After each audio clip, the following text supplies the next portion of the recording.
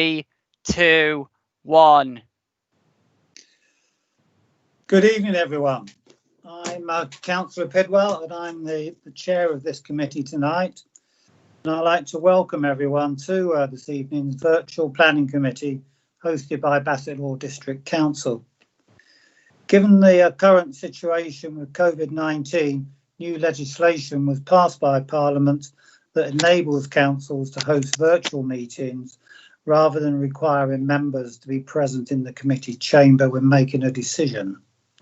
This obviously allows for the safe completion of business. This is a public meeting, and I'd like to welcome those who have joined the meeting tonight.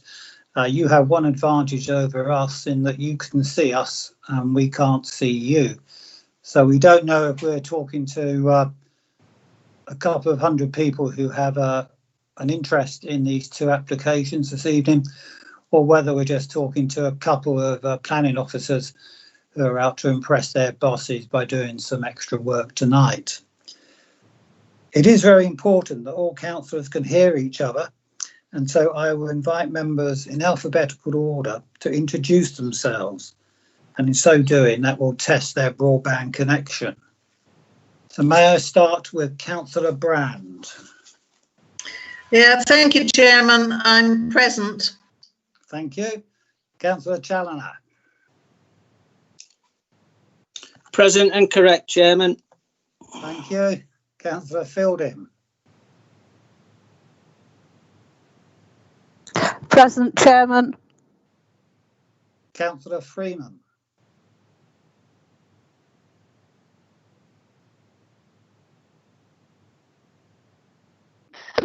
Present, Chairman. Thank you. Councillor Oxby? Thank you, Chairman. Present. Thank you. Councillor Quigley? Present, Chairman. Thank you. Councillor Richardson? Present, Chairman. Thank you. Councillor Sanders? Present, Chair. Thank you. Councillor Schiller? Good evening. Present. Thank you. Councillor Tomlinson?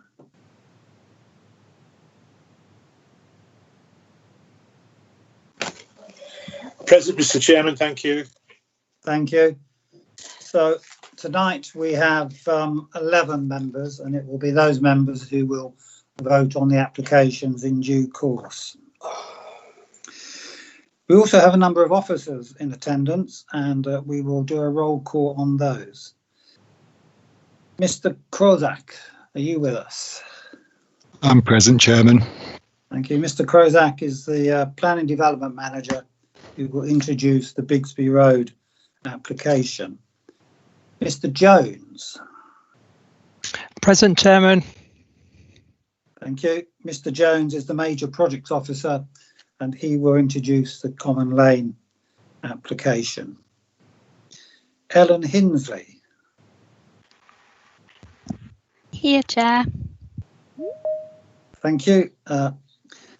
Ellen is the committee clerk. She will be taking the minutes tonight and recording the vote. Mr. Wormold? Yes, present, Chair. Thank you. Mr. Wormold is the council solicitor. We also have one or two staff who aren't strictly speaking part of the meeting, but they are ensuring that the connection remains viable throughout. And we may hear their voices occasionally asking us or instructing us to do something. And if there is a problem, if we do lose connection, I will adjourn the meeting for, say, 5 minutes to enable a connection to be re-established. So the first agenda item is apologies. Do we have any apologies, please?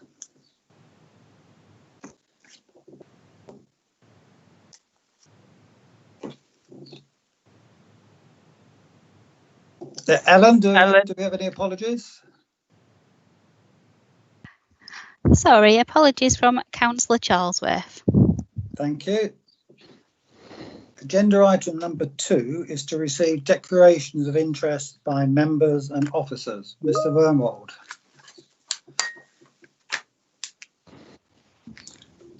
Yes, thank you, Chair. So my understanding is that Councillor Pidwell is declaring an interest in the Common Lane Haworth application and will be leaving the meeting.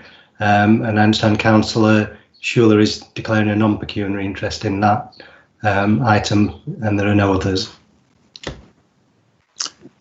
Thank you. Yeah, that's correct. I'm predetermined on the Haworth application, and Councillor Fielding, the Vice Chair, will chair that, and in fact the rest of the meeting.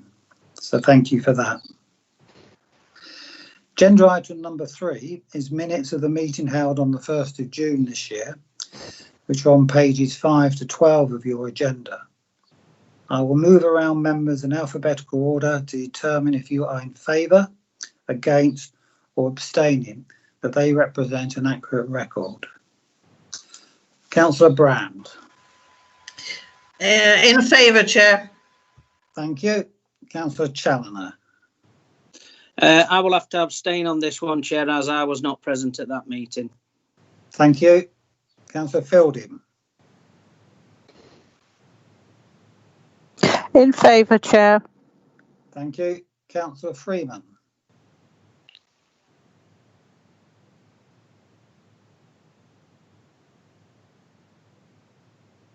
Councillor Freeman, can you unmute your microphone, please? In favour, Chair. Thank you. Councillor Oxby. Thank you. In favour. Thank you. Councillor Quigley. In favour. In favour, Chair.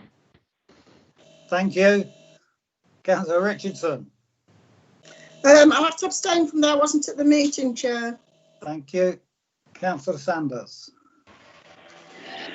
Thanks, Chair. In favour. Councillor Schiller. In favour, thank you, Chair. Thank you. And Councillor Tomlinson.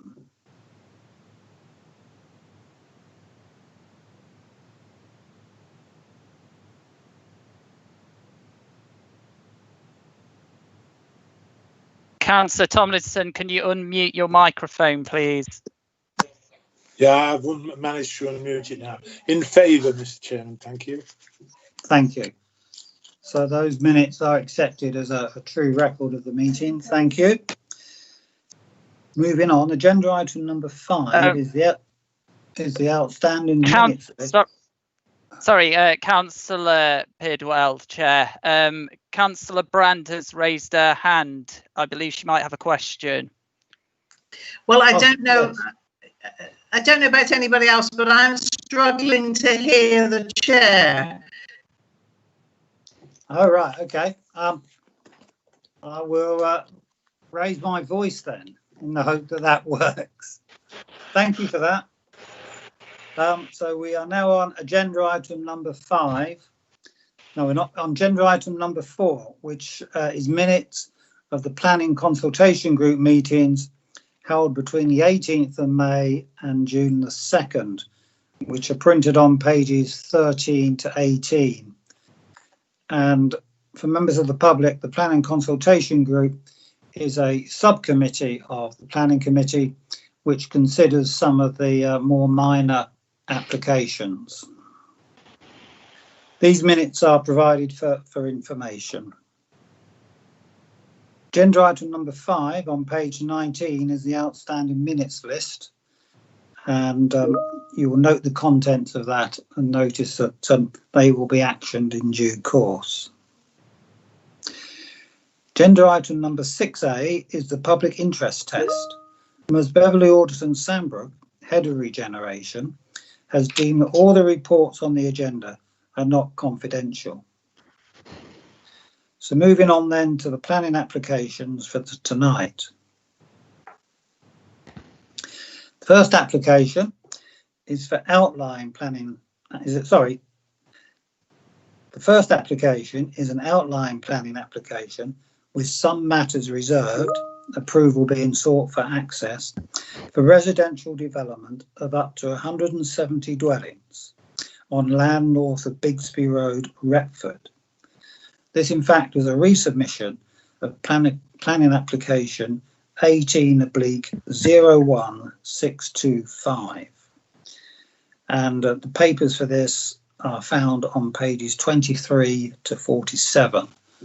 And I invite Mr. Crozak to give an outline of the report, please. Thank you, Chairman. The site is located adjacent to the existing urban form of Retford, with 2 access points proposed off the end of Bigsby Road and Palmer Road. The site in question consists of 7.4 hectares of agricultural land with a drainage ditch and public footpath crossing the middle of the site. A further public footpath runs along the outside of the site to its southern boundary. The site slopes gently downwards in a northeasterly direction. So just having a look at the site characteristics, this photograph is looking into the site in a northeasterly direction from the top of Bigsby Road.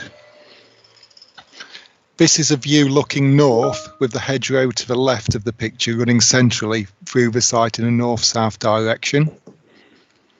This is a view looking northeast and shows the topography of the site. This is a view looking in a westerly direction with the edge of the existing urban form appearing to the left of the photograph. This is a view looking towards the site from Palmer Road.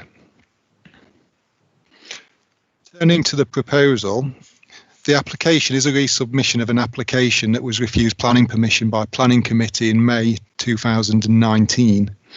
The application seeks outline permission, including the reserved matter of access, for the erection of up to 171 dwellings. It is proposed to provide 2 points of access to the site, and these would be from Bigsby Road and Palmer Road. As you can see on the screen, the indicative layout links the 2 accesses with cul-de-sacs shown further within the site. In terms of consultation comments, the comments from statutory consultees are summarised on pages 26 to 31 of the report. It should be noted that no objections have been received from statutory consultees in respect of this proposal. Comments from members of the public and other interested parties are summarised on pages 31 and 32 of the report. 70 letters of objection have been received, along with 1 letter of support. Retford Civic Society and an owner of a nearby farmland have also raised objections to the proposal, and these are again summarised within the report. Turning to the consideration of the planning issues, in terms of the principle of the development, pages 32 and 33 of the report set out that policy CS1 is considered to carry limited weight in the decision-making process, and a decision must therefore be taken as to whether the proposal would constitute sustainable development, having regard to the matters that I will now address. In terms of the sustainability of the development, page 33 sets out that Retford is a defined core service centre within our core strategy, where the settlement is expected to be a focus for commercial, economic and residential development, which is commensurate with its status as a market town within the district. The report describes how the site is considered to be within a sustainable location with ready access to local services and transportation routes.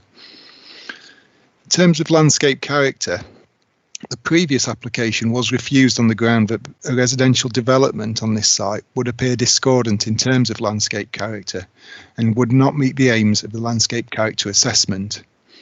Pages 35 and 36 describe that an independent landscape architect has assessed the applicant's submitted landscape visual impact assessment and concludes that the landscape impacts on the surrounding landscape character would not be significant. Whilst planning permission was previously refused on the grounds that the development would result in an unacceptable impact on the surrounding landscape, it's considered that the applicant has now demonstrated that the landscape and visual impacts identified are limited and the development would not result in any demonstrable harm to landscape character. Moving on to highway matters, pages 36 and 37 of the report address the highway impacts of the development.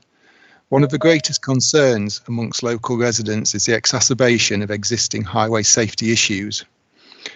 The Highway Authority have assessed the submitted transport statement and proposed access arrangements and are satisfied that the proposal would not result in an unacceptable impact upon highway safety, provided additional works to upgrade and signalise the Tilton Lane and Moorgate Junction have been carried out.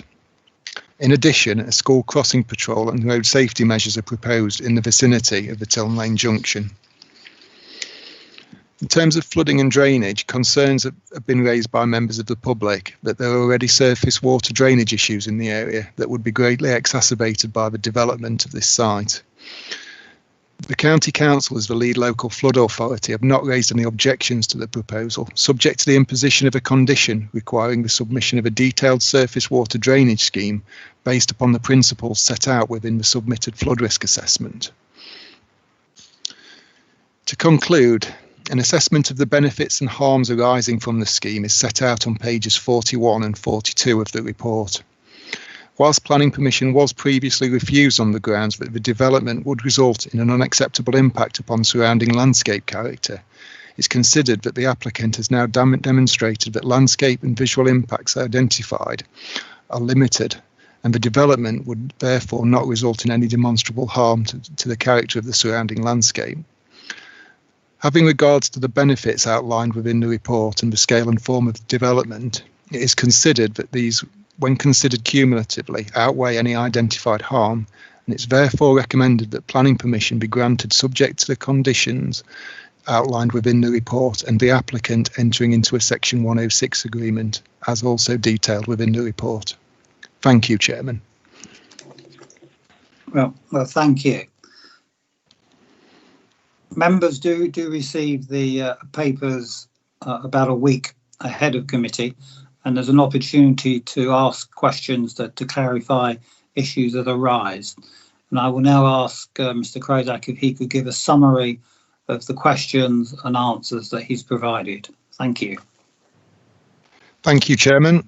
So questions have been received from members regarding the weight of the draft local plan, pedestrian cycle links throughout the site, the maintenance of open space areas within the site, off-site highway impacts, conditions regarding the improvement of hedgerows, whether the council has any plans to dispose of the land at the Tiln Lane Moorgate junction, and the notification of neighbouring occupiers. In terms of officer responses, it's been confirmed that the draft local plan carries no weight in the determination of this application. Pedestrian and cycle links will be finalised at reserve matters stage should planning permission be approved. Open space maintenance will be secured through the Section 106 agreement. The Highway Authority are satisfied that the off-site highway impacts can be mitigated satisfactorily.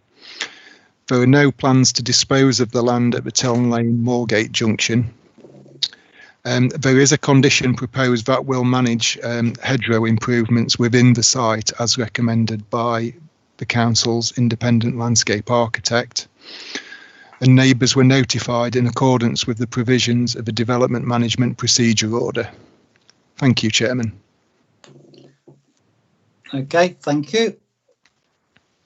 So we have 3 speakers tonight, and the first speaker is Mr. Middleton. Council's independent landscape architect. Hello. Hello. Who were notified in accordance with the provisions of the Andrew Middleton here. Thank you, Chair. Mr. Middleton, are you with us tonight? Yes, I am, yeah. Thank you. Right, thank you very much.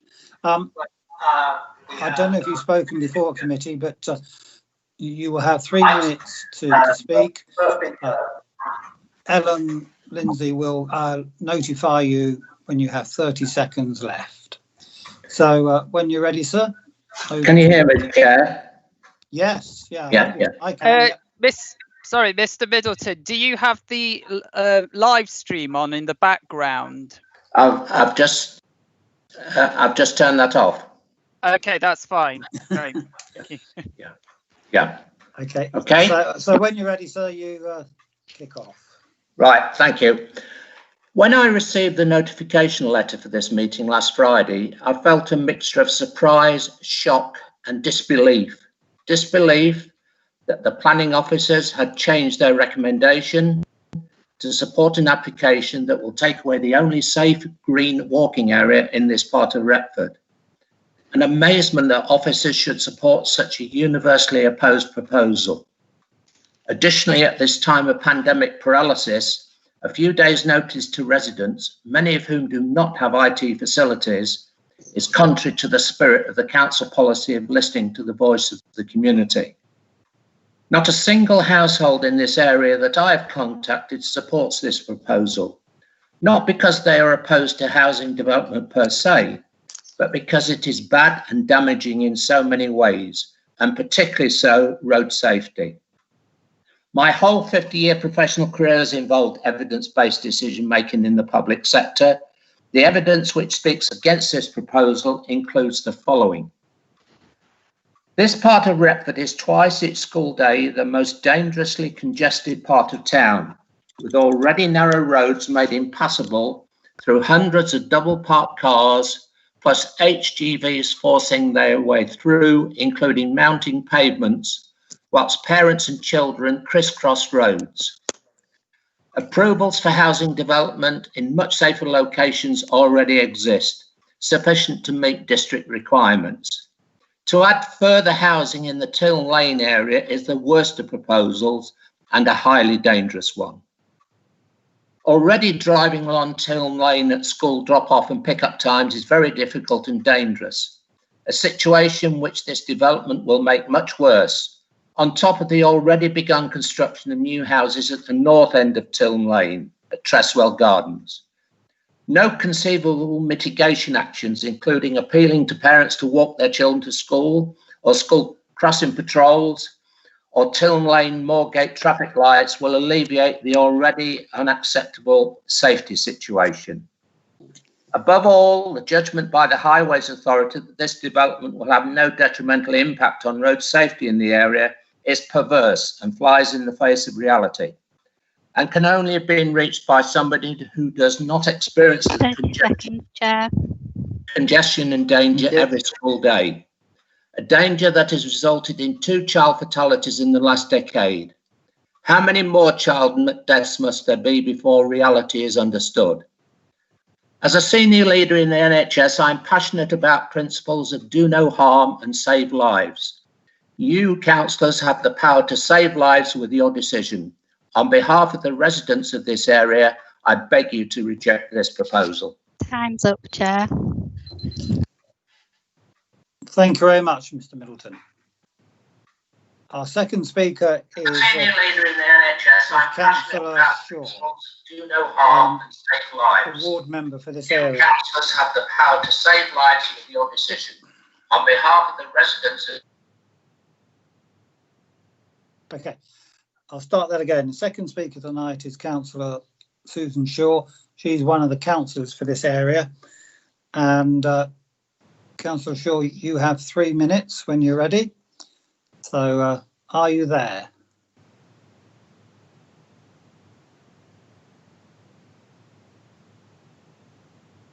Councillor Shaw, can you unmute your microphone, please?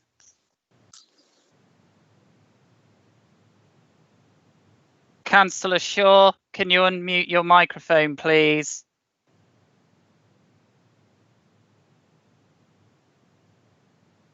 Councillor Shaw.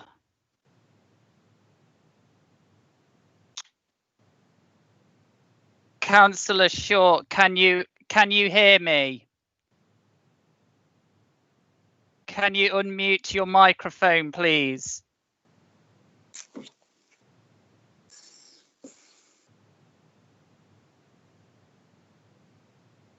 Councillor Shaw. Chair, we seem to have a problem trying to get Councillor Shaw to unmute her microphone. Okay.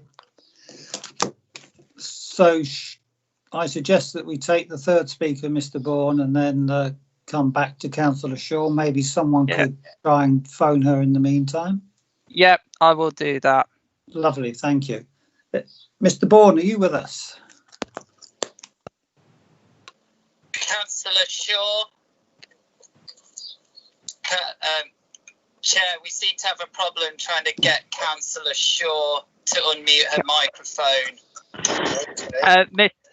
Mr. Bourne, can you mute the live stream? The third speaker, Mr. Bourne, and then come back to Councillor Shaw. Maybe someone.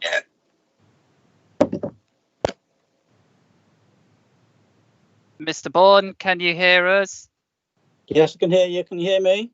Yeah. Yes, good evening. We can't Good evening. see you though, but we can hear you, sir.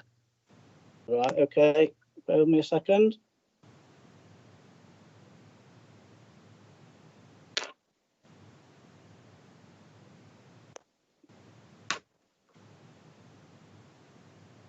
Can you see me now? I can't, no. We can't see you. Is your screen unmuted?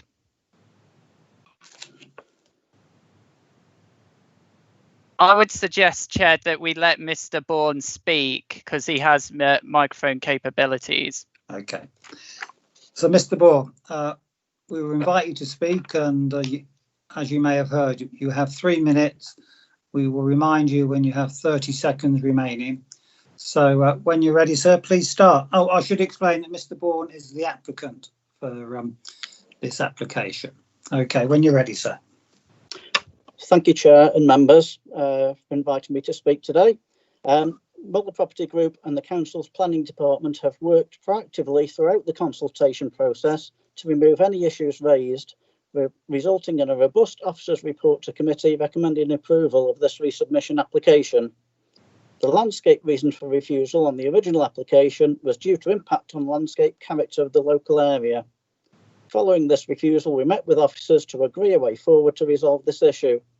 For this resubmission application, the Council used an external landscape consultant who reviewed the submitted landscape and visual impact assessment, and their appraisal confirmed that the visual impacts identified are extremely limited and the development would not result in any demonstrable harm to landscape character.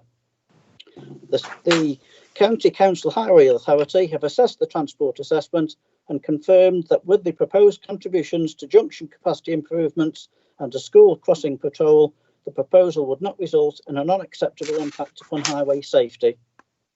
Their only concern is regarding the internal layout, but as this is an outline application, this can be resolved at reserved matter stage. A bus service and bus stop contribution have also been requested, which are acceptable. The application is also proposing a policy compliant 25% affordable housing provision, which equates to 43 dwellings. Muller will work with a local registered provider to ensure these are brought forward as part of the overall scheme. Other contributions have been requested for provision of an on-site locally equipped play area and by Retford Library for additional stock levels, both of which are agreeable to the applicant.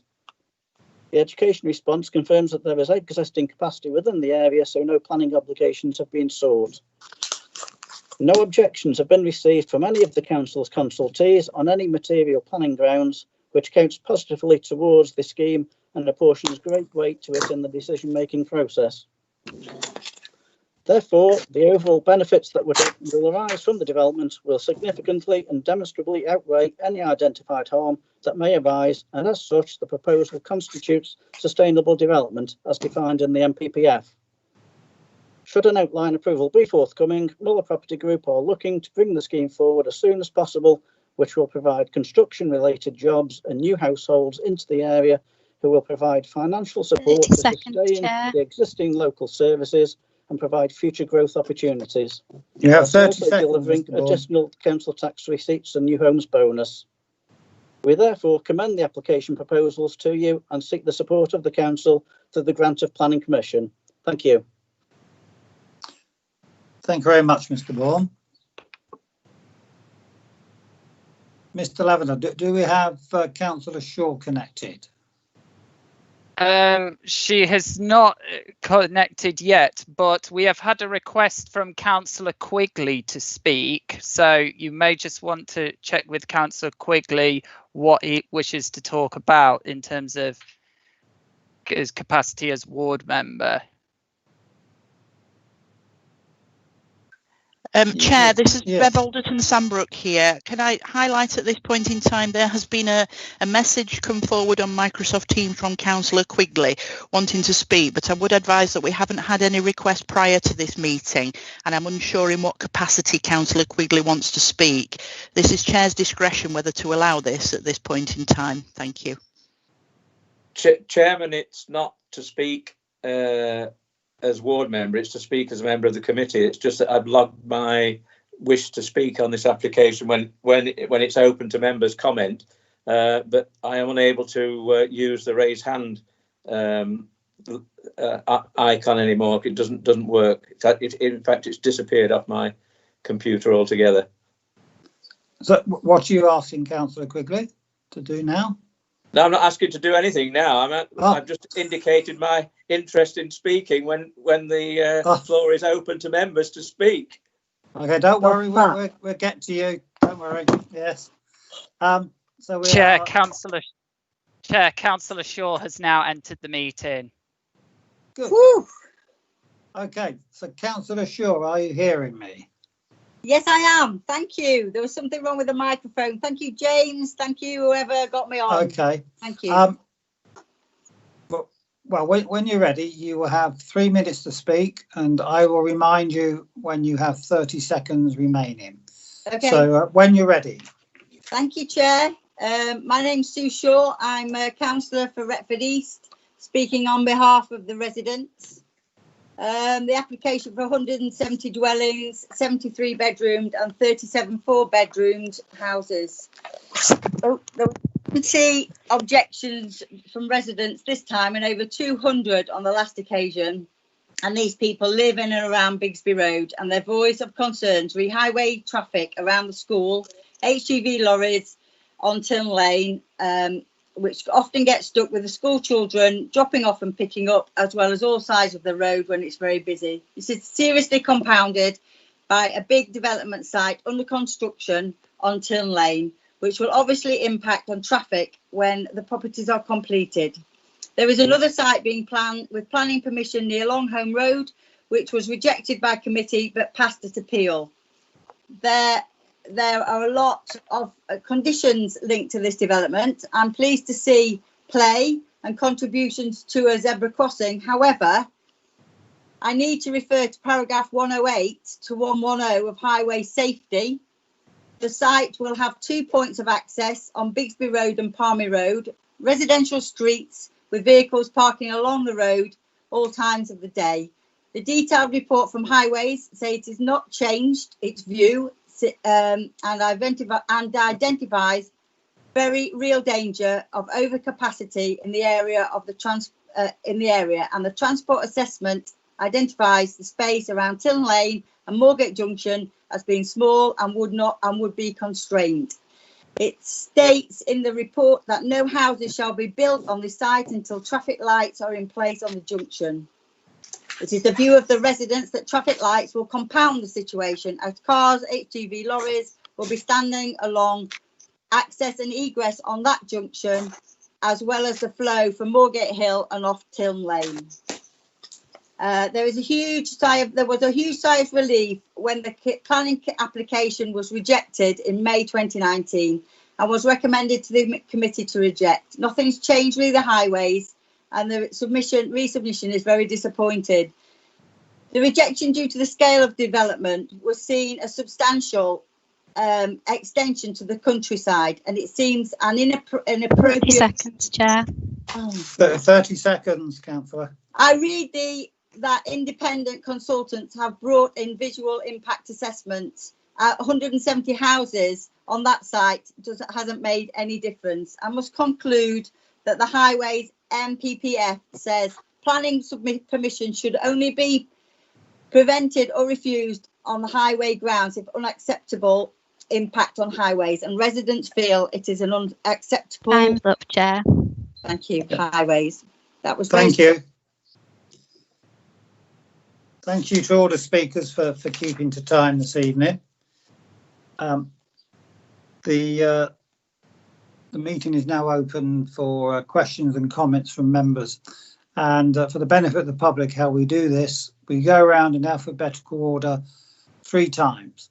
The first 2 occasions are for members to ask questions, and then the 3rd time is an opportunity for members, if they wish, to make observations and arguments about the application. So I will start with Councillor Brand. Do you have any questions? Yes, I do, Chair. Thank you very much. A couple of points for clarification. In the paper that we've got, in the introductory box at the beginning, it says 170 dwellings, but I think Mr. Cruikshank said 171 in his introduction. So I would like clarification on exactly what the number is. The second thing that I'd like clarification on is that when Mr. Middleton spoke, he referred to planning officers changing their mind. Could I ask what the planning officer's recommendation was last time this came to committee? Thank you. Mr. Cruikshank, can you answer? Thank you, Chairman. Apologies, Councillor Brand. If I introduced it as 171 dwellings, I can confirm that the application description is for up to 170. In terms of the previous application, officers did recommend refusal of that application to Planning Committee, and that's addressed in the report. So that was considered by members in May 2019. Officers felt that the development of the site for residential purposes would have a detrimental impact upon landscape character, and it would be a discordant feature within the surrounding landscape. The applicant went away and commissioned a landscape visual impact assessment that demonstrates the harm that arises from the development. Because we're not chartered landscape architects, we engaged with an independent landscape architect to assess that visual impact assessment on our behalf, and they concluded that there wouldn't be any demonstrable harm arising from that development. So because we can no longer demonstrate any harm arising within the surrounding landscape, the officer recommendation has now changed to an approval of planning permission. So it was based on the evidence before us. Thank you. Thank you. Councillor Challoner, do you have any questions? Yes, thank you, Chairman. My main concern is obviously about the environmental impact, not on the removal of edges and things like that, the environmental impact that children are going to have. They speak about that they want to put a traffic light system at the end of Tiln Lane and onto Moorgate. Over this last week, there's been a temporary traffic light set up on Moorgate, which caused massive problems within Retford itself and traffic backing up all the way up Tiln Lane, all the way back up Welham Road and everywhere. It caused massive problems. I think that by putting a set of traffic lights on that junction at this through this proposal is totally ludicrous and would add more problems than enough. And the environmental impact side would be they're encouraging parents to walk children to school, i.e. they said they want to put a crossing in and all this. When you have lorries and other vehicles standing idle at traffic lights, they're producing fumes. The government has set out legislation about children being exposed to high amounts of fumes outside of schools and things like that. There's only one way that to alleviate all these traffic problems is to sort out that bridge at Welham, which is a low bridge. That's why all the HGVs and everything come through Tiln Lane. Like the guy who was speaking as a resident, yes, there has been 2 fatalities outside of Carhill School, one of which is a family friend of ours. But the thing is all this has got an environmental impact, i.e. on the future, the children that are attending that school. And the main thing is, has that environmental impact been assessed about the amount of fumes that they are going to be exposed to? That's my question. Thank you, Chair. Thank you. Mr. Cruikshank, are you able to answer that? Well, specifically in terms of air quality, there hasn't been an assessment of air quality, and obviously working within the district, I'm not aware of any identified air quality issues within that area. In terms of the junction, the signalisation of that junction is already approved as part of the Tiln Lane application that's been referred to previously in the meeting. So that will be going ahead, and that will increase the capacity of the junction. Obviously, if there are temporary traffic lights on the junction, they are temporary and they're there for temporary purposes, usually for the safety of road workers, and that wouldn't be operating as a fully designed signalised junction, so it would inevitably cause a backup in traffic and longer waiting times than you would experience when you would be using a fully designed junction there. But in terms of Councillor Challoner's comments on air quality, there hasn't been an assessment now. Thank you. Councillor Fielding, do you have any questions? The question I was going to ask about the traffic lights has just been, as I say, has just been answered. But the other thing that one of the speakers referred to, Councillor Shaw, that to do with highways, and highways will not come out against something unless it's the effect is severe. Which is what, and evidently highways have taken the view that the mitigations to do with junctions would make it not severe. Would that be the case? Mr. Fraser. Yeah, obviously the applicant has submitted a very detailed transport assessment that models the junctions as agreed with the Highway Authority, and the Highway Authority have assessed that the impact of the development is acceptable and can be mitigated. So the Highway Authority haven't recommended refusal of permission and have recommended several conditions be imposed on any permission should it be granted, and the inclusion of several contributions within the Section 106 agreement, and they're all detailed within your report. Did you have a supplementary at this time, Councillor Fielding? No, but thank you for the clarification. Okay. Councillor Freeman, do you have any questions?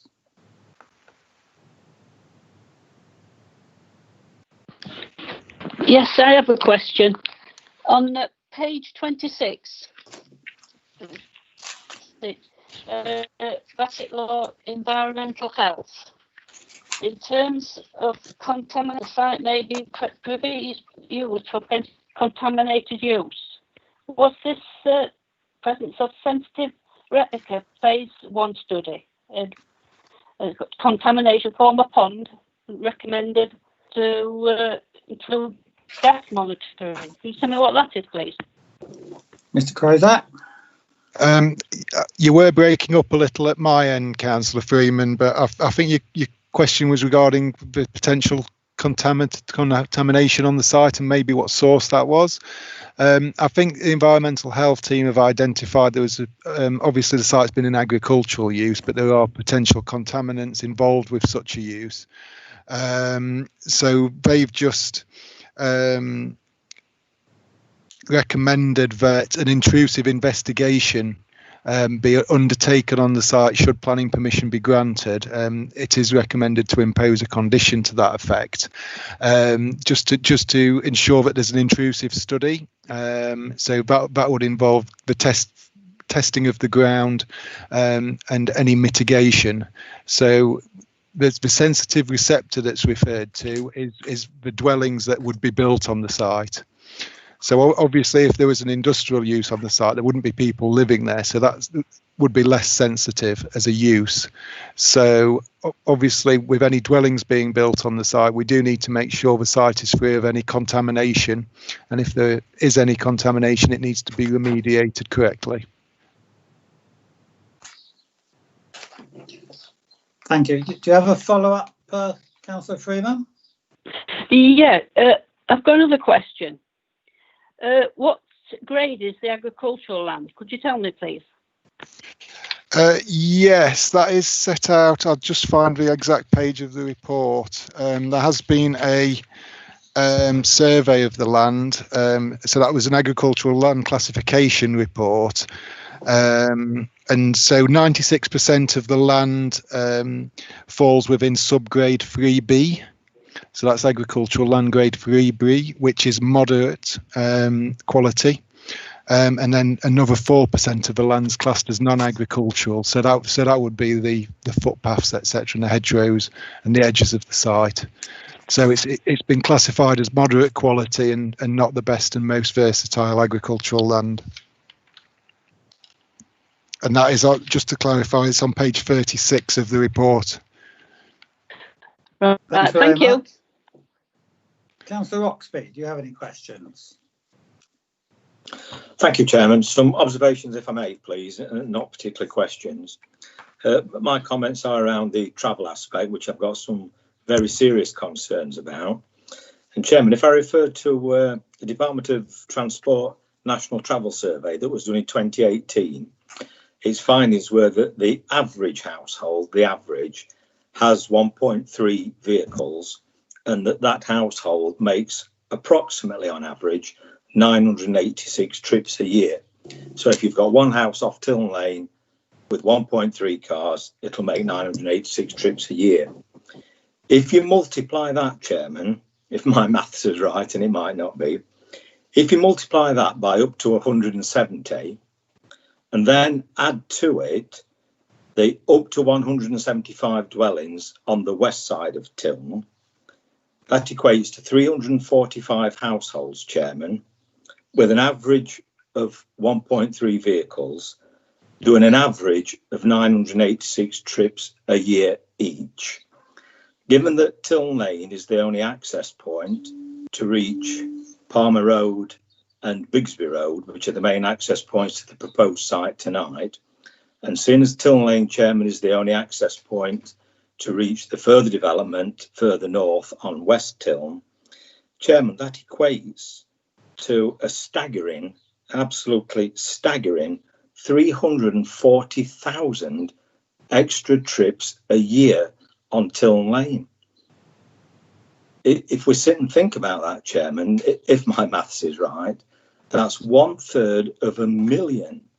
1/3 of a million, Chairman, extra visits, extra trips along that section of Tiln Lane on average per year. If we turn, Chairman, to conditions on the page 44, if I can just draw your attention to page condition 7 on page 44, it states that no dwelling shall be occupied until the Tiln Lane mortgage junction has been upgraded. And John very kindly sent me some information on that earlier this week, which I'm grateful for, John, thank you.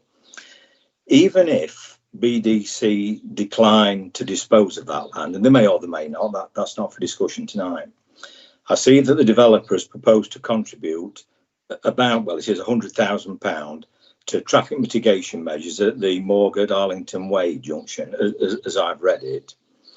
Chairman, in my opinion, to mitigate the transport problems at Moorgate Arlington Way may just alleviate some of the problem on Moorgate and Moorgate Hill, but it won't. In fact, it may exacerbate, in my opinion, Chairman, traffic on Tiln Lane.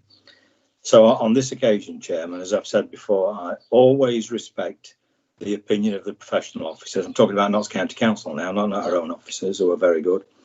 But I would on this occasion, Chairman, respectfully disagree with the findings of Notts County Council officers. And I do believe, Chairman, in my view, that their findings are fundamentally flawed. Thank you, Chairman. Thank you. Mr. Crowell, I don't know if you want to come back on any of that comment. I've obviously not had a chance to scrutinise the figures that Councillor Oxby's raised, but I've got no doubt at all that they're factual.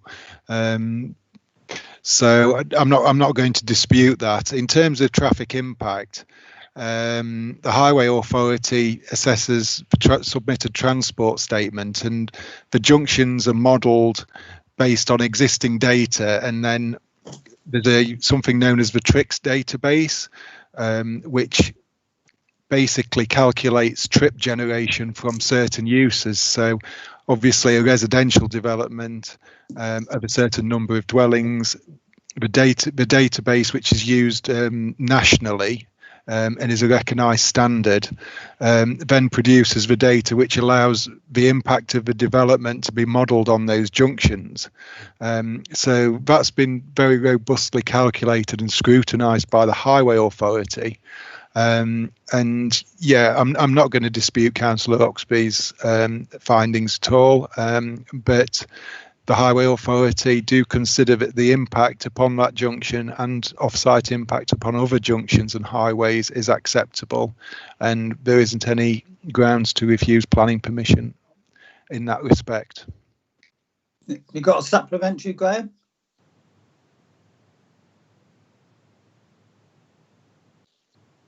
Councillor. I'm back now, Chair. You're okay. A message came up. Thank you. Yes. Can you hear me? Yeah. A message came up saying that the sound had gone up. No, Chair, I'm grateful to John. Thank you for that, and thank you for his advice earlier on this week. I'm just trying to imagine myself as a resident on Tiln Lane with 1/3 extra trips here going past my house. But thank you for that advice, Chairman. It's appreciated. Okay. Councillor Quigley, your turn. Thank you, Chairman, and I don't dispute Graham's figures at all, because I'd worked them out myself, and I made it slightly more than that, but I was adding other developments in as well that have been allowed on that road in recent years. But there are several issues that I have. I mean, first of all, the issue about the landscape impact, and I can't understand what has happened to change that view from last time. A, because there's no less houses. B, there's no change in the development proposals. And I find it incredulous that we make a recommendation one time and change it this time. The impact of on the landscape in that area of Retford is going to be considerable, because it's encroaching on the green space and public footpaths and rights of way that lead towards Clarborough, and in fact it's encroaching towards, I think you don't have to go many hundred yards before you actually end up in the parish of Clarborough and Welham, and we're going to end up linking Retford with the villages on this side, which it isn't an ideal situation. Again, on highways, I find it difficult to understand how they're going to improve that junction unless we do give up that piece of land, which is a bit of open space on the end of Tiln Lane, because they won't be able to do it. And the figure that's talked about for mitigation of the problems is far too small. To put a set of pedestrian traffic lights up, as I know from the ones that I've had instigated in Retford as a county councillor, costs £105,000 just for a set of pedestrian traffic lights to do all the works and put them up. So that again is a bit of a quandary for me. I think my opinion hasn't changed since the last time, and the highways issues, I don't see how they can be mitigated. Life is bad enough in that area for residents as it is. With that extra 300,000 journeys along Tiln Lane and traffic lights, it's only going to make it worse. And in fact, that will mean that between Tiln Lane and the Hallcroft roundabout on the way out to the other side of town, which through traffic use, there'll be 4 sets of traffic lights within half a mile, which is going to add to the chaos in traffic movement. So I just fail to see how on earth this development makes any sense in any terms whatsoever. Thank you, Mr. Krozak. Thank you, Chairman. Just for Councillor Quigley's clarification and all members, obviously, yes, we acknowledge we recommended refusal of planning permission last time, but that was based on evidence that we had at the time, and we felt that the impact upon surrounding landscape character would be unacceptable. The applicant has gone to lengths to provide further evidence to us that has been independently ratified. We obviously wanted to have that landscape visual impact assessment independently assessed by a chartered landscape architect to make sure our decision making was going to be robust. So in terms of evidence, unfortunately, we feel we don't have any evidence to demonstrate harm on the surrounding landscape.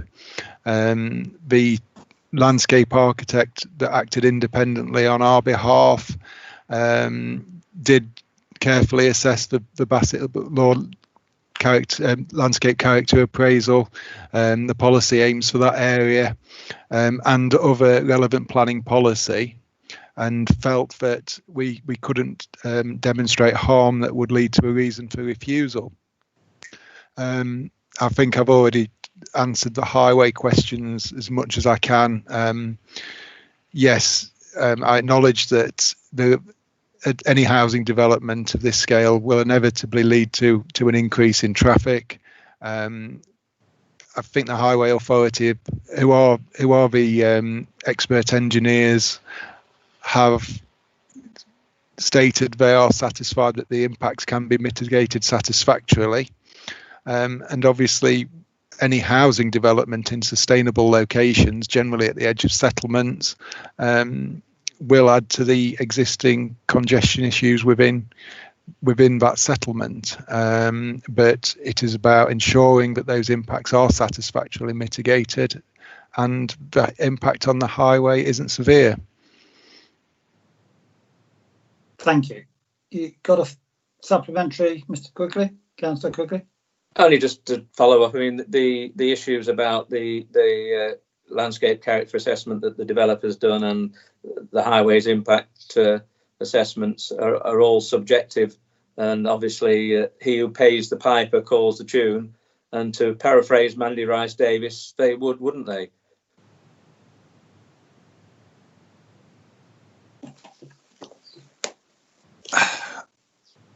Mr. Krozak, can I just clarify that we also employed consultants to do a landscape that we paid for, not the developer? That's correct. Just for members' information, they are based at via East Midlands, and they used to be part of the county council. So they did act independently and have no interest in the application. Thank you. Councillor Richardson. Thank you, Chair. I'm here. Mine's quite a simple one, really. It's nothing, although I do like to comment on highways quite often. On page 27, where we're talking about waste and recycling, the paragraph states that the houses will have room for 2 bins, and there were some private drives where they might have a communal collection point, and obviously the crews will not fetch the bins. But it does say at the bottom, there's a further option of a brown bin for the garden waste, which we all know about. But then it says this may not be a consideration when ensuring each property has sufficient room for bins. So you put 170 houses with no brown bins in. That's an awful lot of brown bins not be able to use when we're promoting waste and recycling. So I'm just wondering if anybody's got any comments just on that, or whether, you know, that's not come forward on there anyway for me. So it's just a comment, that's all, Chairman. Mr. Krozak. Thank you, Councillor Richardson. The application it's an outline application, and we're only considering access at this point. The indicative layout just shows how the site could be developed at reserve matters stage. So in terms of bin storage at each property and bin collection, that would be considered at reserve matters stage. So reserve matter layout would ensure that each property would have sufficient room to store the necessary number of bins at that point in time, and also that the internal highway arrangements would ensure that those waste containers can be effectively collected by our refuse crews. So at this point we don't have that detail. Yeah, I know it's only outlined, it is access, but being as it's in the paper, I just thought I'd mention it, so maybe we won't forget when we do get another application if it's put forward as a in favour. Thank you. Councillor Sanders, do you have any questions? Thank you, Chair. Yeah, more of a clarification, I suppose, but again, going back to the junction in question. On page 27, about halfway down the page, it says the transport assessment assumes that the junction has been signalised as part of the development prior. But then it goes on to say that once the Bigsby Road development is carried out, the junction is likely to operate over capacity in the PM and whatever follows after that. So my question is the junction going to operate over capacity even when the signals have been put in? Thank you. Mr. Crozat.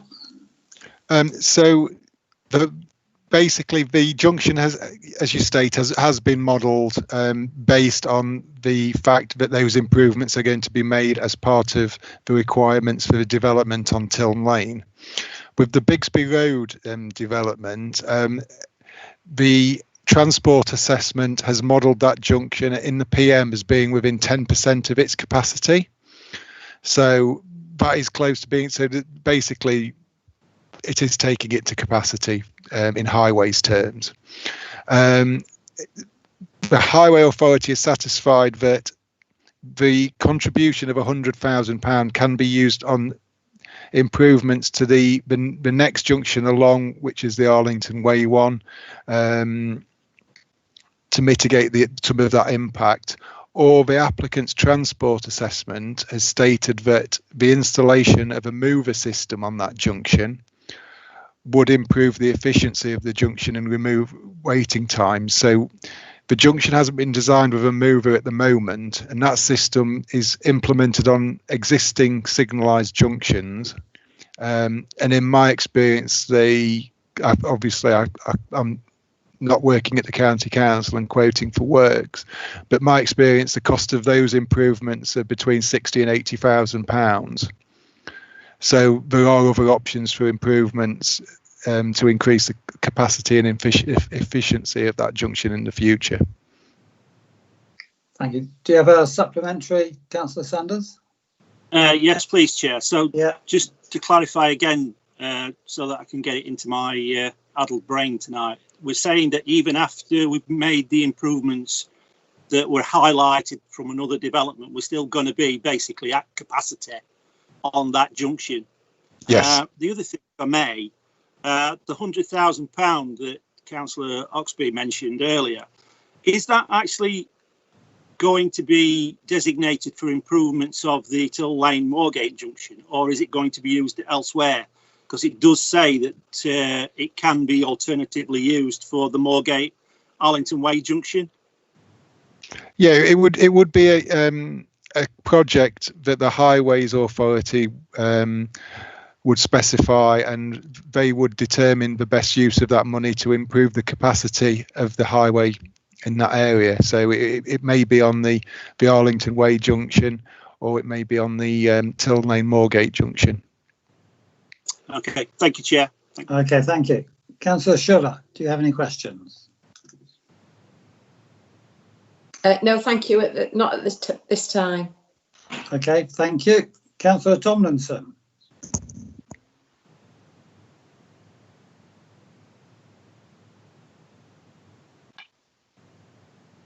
Councillor Tomlinson, can you unmute your microphone, please? Just managed it. Thank you very much. I hope you can all hear me now. We can. I've been listening with interest to this, and I used to work close by the junction that you've been mainly concerned with. And I don't know whether people take on board, they must know that Tiln Lane is the HGV alternative route to go to Gainsborough via Hayton, Barbara Hill. Now, if you've ever been on that junction, and I have, and seen a very large lorry trying to turn right off Moorgate to go down Tiln Lane, you'll see, to quote Councillor Oxby, the flawed thinking behind the change to the road junction. The junction at Tiln Lane, Moorgate, there already is a school crossing patrol there with warning lights, and it seems to work pretty well. But when you get onto Tiln Lane, particularly at school times.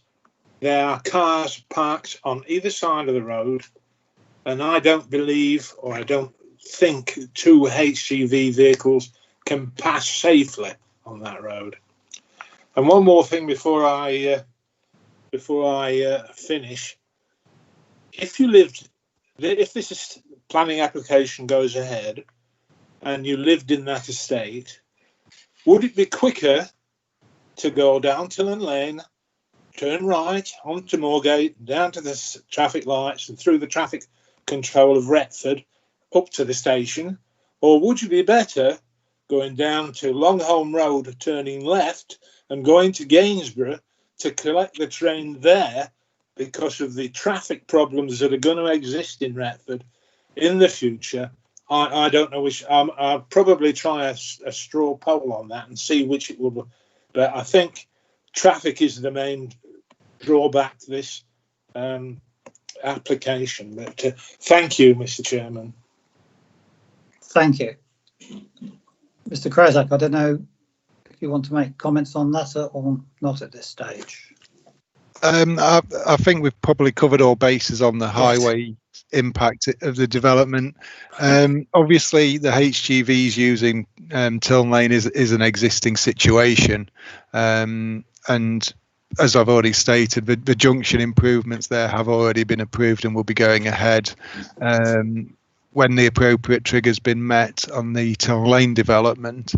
In terms of highway impacts within Retford, obviously we do have the community infrastructure levy here at Bassetlaw, and we review the infrastructure funding list annually.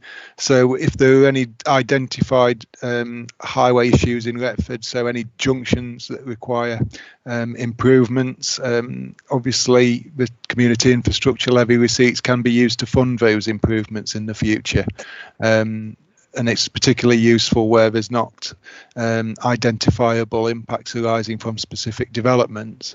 So obviously that is constantly under review, and there may be further improvements in the future from that funding. Thank you. Don't know if you've got a supplementary, Councillor Tomlinson. No, thank you, Mr. Chairman. Thank you. Thank you. Yeah, I wonder if I could ask a question. Several objectors in their written submissions argued that the better development in Retford at the moment is the one that we approved to build out North Road on the Doncaster Road, which is a mix of residential. I think can't remember how many houses, but it's a mix of residential and employment. And objectors were saying, let's concentrate on that. Is that a material consideration that we should take into consideration tonight or not? It can be a material consideration, Chairman. In terms of development competition per se, we would have to identify a harm that would arise from that. So, for example, if there was an identified strategy for Retford, i.e. delivering that site and the employment development first, if it was an allocation, then we could identify a harm that this site could be prejudicing the delivery of an allocated site that's obviously been through an examination within a local plan. Given the allocations DPD wasn't progressed by the council back in 2014-15, there isn't a defined growth strategy for Retford, so I would be of the opinion that we wouldn't be able to identify any harm arising from that. So yeah, I'd be very reluctant to recommend refusal on those grounds. Thank you. So we'll go around for one more round of questions. Councillor Brand, do you have any further questions? I don't have a question, Chair, but I have an observation. Are you coming back round for a third time for observation? Yes, I was. Thank you. Okay. Yeah, thank you. Councillor Challoner, any more questions at this stage? Yes, thank you, Chairman. After the council's mathematician, Councillor Oxby, gave us the figures, that just astounds me in the point which I asked the question about air quality. That is going to have a massive impact on air quality. And the other thing is, the town itself, Retford, we have got limited car parking spaces, which the council runs, are all at capacity at this moment in time. This development could put at least another 300 vehicles within Retford, just solely from this one development, of which they are going to have to travel into town to use the shopping facilities, i.e. the market and everything. So the council hasn't got adequate available car parking at this time. So could that be answered, please? Mr. Crozat? I think the council always reviews car parking capacity and availability. So in terms of housing growth, we have to take that into consideration. At this moment, I'm not aware of any plans to expand the car parking in Retford, but that will obviously be reviewed at the appropriate time. Obviously, the development isn't going to be 170 houses arriving at the site all at once, so there would be a gradual increase in the population there. So that would be assessed over time when it is appropriate to. But obviously, if there's a demand for car parking, it would be a further income for the council, and that would be reviewed to ensure that income can be generated. Do you have a follow-up, Councillor Chandler? Yes, thank you, Chair. It'd be interesting to see where the council's got this land within the town centre. Thank you. Okay. Mr. Krajak, I don't know if you know where the land is. No. I don't have any further comments, Chairman. No, thank you. Thank you. Councillor Fielding, any more questions? No, no further questions. Thank you. Councillor Freeman, do you have any further questions? No further questions. Thank you. Councillor Oxby, any further questions? No, thank you, Chairman. Thank you. Councillor Quigley. Thank you, Chairman. No questions. I will make some observations before we finish. Sure. Councillor Richardson, any questions from yourself? No further questions, thank you, Chair. Councillor Sanders, any more questions? No, thank you, Chair. Thank you. Councillor Schuller, any questions? Just very quickly, am I right in understanding that the mitigation for the school is just a crossing patrol? Is that the only mitigation for safety for school pickup times? Yes, but is required to mitigate the impact of this development. Yes, that's correct. Any supplementaries? So if we take all of the developments together, what additional mitigation has been put in place for the safety of these children and young people, considering that we've already had 2 fatalities? I can't comment on obviously on the nature of those fatalities, and obviously that's extremely sad and unfortunate. But in terms of the Tiln Lane junction development, is delivering the junction improvements at Tiln Lane Moorgate, and this development will be providing funding towards road safety measures and the school crossing patrol as specified within the report. So as far as I'm aware, they are the only measures proposed. Thank you. Councillor I'm really Tomlinson. sorry.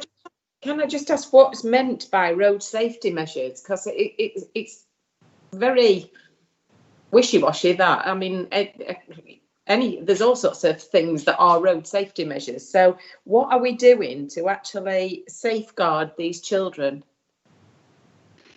Well, again, that's a decision for the highway authority. So it may be that they use that to fund the school crossing patrol, or there are other measures. So they include obviously the model children that are sometimes placed next to the highways. That sort of measure can slow down traffic and just make drivers that are in close proximity to a school. So it's that sort of measures that funding would go towards. But that's what the Highway Authority have requested as being appropriate. Councillor Tomlinson, do you have any questions? No further questions from me, Mr. Chairman. Thank you. Okay, so we now go around for anyone who wants to make any further comment. Councillor Brand, you said that you did.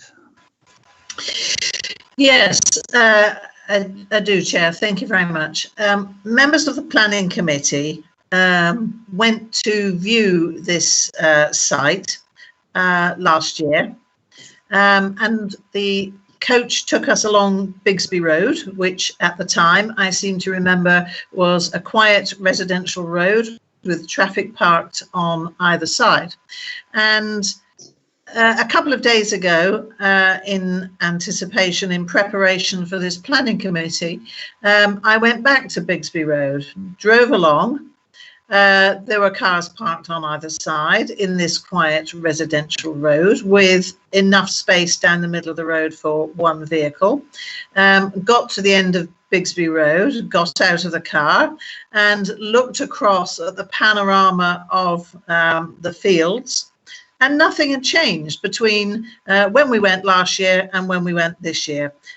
So I personally can't accept that there is going to be no harm from the development of 170 houses lying in the field that formed a beautiful panorama looking north over the countryside.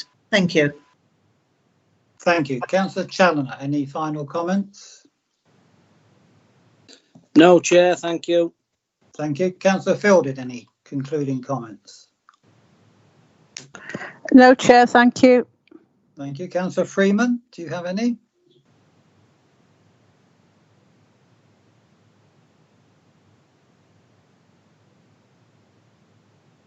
Councillor Freeman, can you unmute your microphone, please? No, thank you. Okay, thank you. Councillor Oxby, any concluding comments? No, thank you, Chairman. Thank you for asking. Councillor Quigley, any comments? Thank you, Chairman. It's just, I mean, I've said a lot of things already, but one of the great concerns is the panoramic view, as Councillor no Brand. comment. Pardon? I think start again, Councillor. Somebody else talking. Yes. Start again by all means. My concern is obviously that the loss of that view, and also the properties on Winston Grove, which are bungalows, are going to be overlooked by houses. But it's the urban creep that really I find difficult to accept. The fact that we're encroaching further and further out towards the villages of Welham and Clarborough, and all the highways issues that this development is going to bring, regardless of what the Highways Authority says. And we've actually argued the case with Highways before and won. So I don't have any qualms about challenging the views of the officers. It's their professional opinion, but people have to live in the aftermath of our decisions. So I think I've heard enough to make some decisions this evening. Thank you. Councillor Richardson, any concluding comments? No further comments, thank you, Chair. Okay. Councillor Sanders, any comment? Yes, Chair, thank you.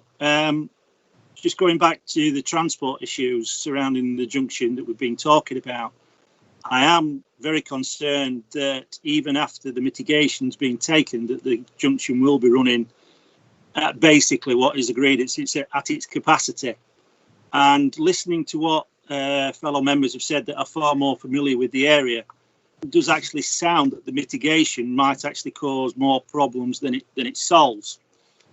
I also note that on, I think it's page 28 of the report, again under strategic highways, talking about the cumulative effect of changes being made, that it is actually flagged up as being severe in this case. So I think that needs to be brought to attention. And it just strikes me that this might be the first time I've said this, that we do have a 10.1 year housing supply. So this might be the first time that we turn around and say, with the issues that are being highlighted, that, you know, we're not in a position to look at this favourably. Thank you. Councillor Schiller, do you have any concluding comments?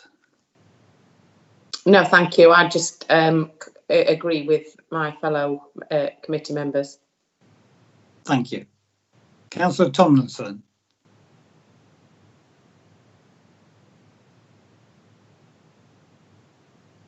Councillor Tomlinson, can you unmute your microphone, please?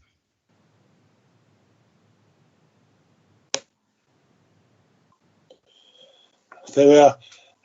I've no further comments to make, Mr. Chairman. Thank you very much. Okay, thank you. Okay, I would now try to sum up the discussion. The professional recommendation is to grant permission. That is not to say that there is not harm caused by this development, but in the officer's view, the benefits of the scheme outweigh the harm. Of course, last year officers recommended we refuse this site because of its impact on the surrounding landscape. Tonight's application is different in that it has the benefit of 2 landscape reports, one from the developer and one commissioned by ourselves, VIA. Both concur the impact on the landscape is acceptable. Some of the harm we've heard about tonight, and that includes the impact on traffic, which is a concern of many members, although it is clear that the traffic lights are going to be installed irrespective of our decision tonight because they relate to the other development in the area. But nonetheless, members have expressed concern that the extra 170 houses on this site will add to congestion and environmental impact, particularly on the children. There are concerns about extra surface water, particularly from the farmer in adjacent fields. We're told also that it's out of keeping with the nearby housing of the area, and that a large, safe, green walking area will be lost to the development. And we've also heard about urban creep as Retford moves slightly closer towards Clarborough, although please bear in mind that the parish council of Clarborough and Welham did not formally object to this. So, but then we move on to the benefits. The benefits of this scheme, as outlined in the report, are it brings in 43 affordable houses, 170 homes will be a market for local retailers and the building and household maintenance professionals and other service industries. Should also bear in mind that the proposed Section 106 agreement will bring in about £320,000 by my reckoning for services. And of course, as Mr. Crozak said, there's uncalculated SIL money to come in on top of that. So they are the pros and cons. I hope that I summarised accurately tonight, or fairly. So we'll move to the vote, and we will go around in alphabetical order. The recommendation as set out on pages 43 to 46 is to grant planning permission subject to the conditions as circulated. So, Councillor Brand, how do you vote? Against. Councillor Challoner. Against. Thank you. Councillor Fielding. For. Thank you. Councillor Freeman. Against. Thank you. Councillor Oxby. Thank you, Chairman. Against. Councillor Quigley. Thanks, Chairman. Against. Councillor Richardson. Against, Chairman. Thank you. Councillor Sanders. Against. Councillor Schiller. Thank you, Chair. Against. Councillor Tomlinson. Thank you, Mr. Chairman. Against. Thank you. And I would vote for, but the application, the planning application for this site is refused. So what we do now, for the benefit of the public, is we go round each member who voted against, which I think is 9, and we elicit the reasons why we are voting against. And as you know, they will be taken away, formulated, agreed at the next PCG meeting, and then the decision notice will be issued. Okay, so Councillor Brand, your reasons, please. Yes, I voted against because I don't believe that the access road that I went down on 2 occasions, Bigsby Road, is suitable for the amount of traffic that will be coming off this site. And I don't believe that the land, there is no harm to the landscape with this so-called revised application. Thank you. Thank you. Councillor Challoner, your reasons, please. Thank you, Chair. I've got 2 reasons that I would like to take into consideration. The environmental impact, that there's been no air quality control assessment done about the amount of vehicles that will be on that highway during school times. We do have, as a council and through government legislation, a duty of care to the general public as regards health and safety.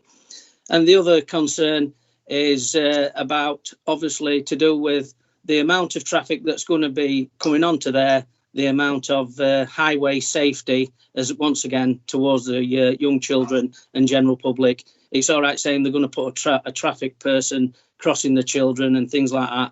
We need to know what's going to be happening. So it's along them grounds that I'm objecting. Thank you. Councillor Freeman. Yeah, my reason is air pollution and the encroachment of the countryside by this development. Thank you. Thank you. Councillor Oxby. Thank you, Chairman. I've nothing to add to what my colleagues have said. Thank you. Thank you. Councillor Quigley. Thank you, Chairman. I think a lot of the things have already been mentioned, but one of the things that I think was relevant to the objections laid out by the members of the public in the area was about the relationship between the low density on Bigsby Road and the local context and scale and proportion of existing buildings, which would be out of character with the area and local environment, on top of the issues that we've already raised about the character of the area in terms of the views and encroaching on the countryside and creep into the villages of Clarber and Welham. Thank you. Councillor Richardson. Thank you, Chair. Yes, I've driven down there like Councillor Brand a few times, and I agree entirely what she said. And I also think, even though we're getting money from affordable housing, Section 106 or SIL money doesn't equate for children's safety. And I think that's more paramount than what money the council will receive. But I think on the traffic situation, I agree with what anyone else has said. Thank you, Chair. Thank you. Councillor Sanders. Yeah, thank you, Chair. Again, I just go back to the impact on the junction at Till Lane and Moorgate Junction, with it being at capacity if and when this proposal is built. But again, in the report on page 27, it does say that the impact will be severe from the cumulative effect of developments that's already taken place. Thank you. Thank you. Councillor Schiller. I agree entirely. I've literally written down here the expected severe impact on the highways and the overcapacity of the road junctions.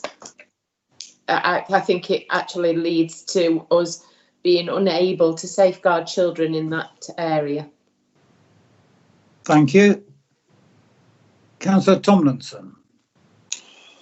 Thank you, Mr. Chairman. Not much more to add than what I already have, but I think the environmental issues of big lorries waiting at traffic lights and, of course, children crossing the road, it's just not a very safe idea. Thank you very much, Mr. Chairman. Okay, thank you. I'll invite Mr. Krozak to make any comments on those and confirm that you have sufficient to work up a refusal notice.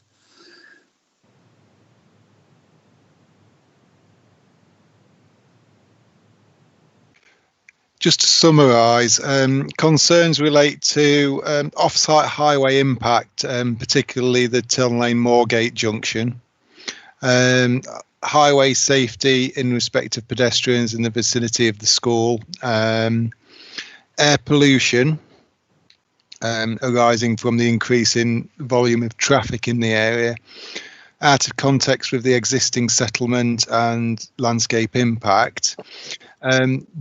Just in terms of Councillor Quigley's comments, I'd probably be reluctant to draw on the density because obviously the layout and actual number of dwellings in this scheme isn't for consideration. So it would be quite difficult to demonstrate harm in that respect. But obviously that's a decision for members. I'm just looking at my notes. In terms of the Bigsby Road access not being suitable, or Bigsby Road not being suitable for the increase in traffic, is it possible to quantify that? Councillor Brand, I know you touched on the width of the road previously, but would it be possible to quantify that? Because I think that would be a second highways reason for refusal. And then if any other members could just clarify if I've missed any points that have been raised, please.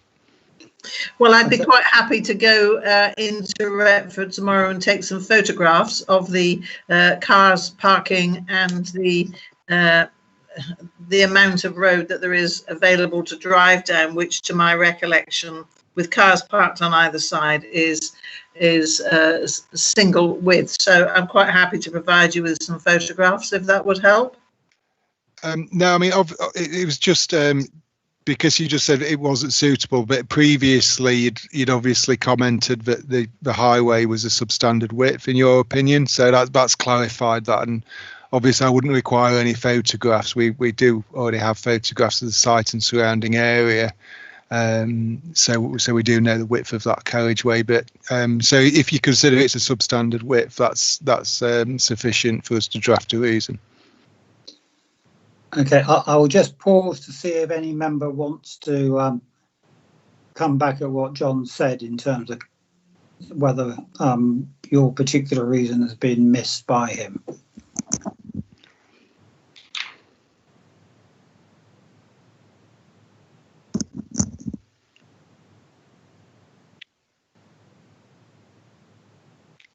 Okay, I don't hear anyone wanting to speak. So I hope the members of the public can appreciate that the wording of our reasons for refusal are crucial because they would form the basis of any appeal should the developer wish to take this to the planning inspectorate in due course. So Councillor Brandt has raised her hand. All right. Sorry, go on. Yeah, sorry, I didn't get in quick enough then when you asked if there are any other comments. I know you said that the reasons for refusal will go to PCG. Do the reasons for refusal go to all members of the planning committee so that they can double check that their particular concern is included? That they will be published in the minutes in due course, but the decision is delegated to the 4 or 5 members who attend the next PCG. Okay, so as I was saying, for the benefit of the public, we do need to be very cautious and clear on the wording of the refusals, and that is why it's done at the planning consultation group in due course. So just to recap, that application is refused, and in a minute we will move on to Harworth. So thank you. And at this stage then I will hand over the rest of the meeting to Councillor Fielding. You ready to go, Councillor Fielding? Thank you, Chair. Okay, thank you. Yeah.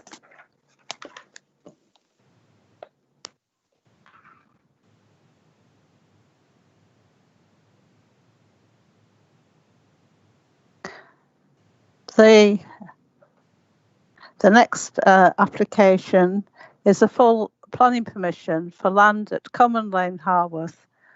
It's for the demolition of 2 dwellings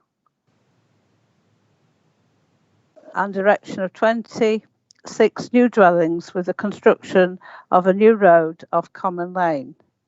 I'd like to invite the Major Projects Officer, Mr. Jones, to give a summary of the application and any updates to the published agenda tabled first.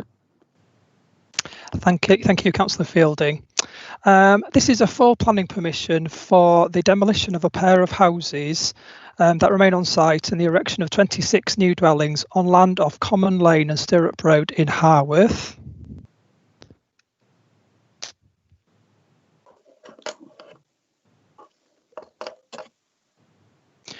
Right, so this slide shows the application site in red. You may notice off the slide that the Google Earth image is actually out of date because you can see the actual original demolished houses still on site. So the land doesn't actually look like this anymore. It's now an overgrown green parcel of land with 2 houses still remaining, which are at the end of the T-junction and have the more orangey coloured roof, if you can make that out in the picture there.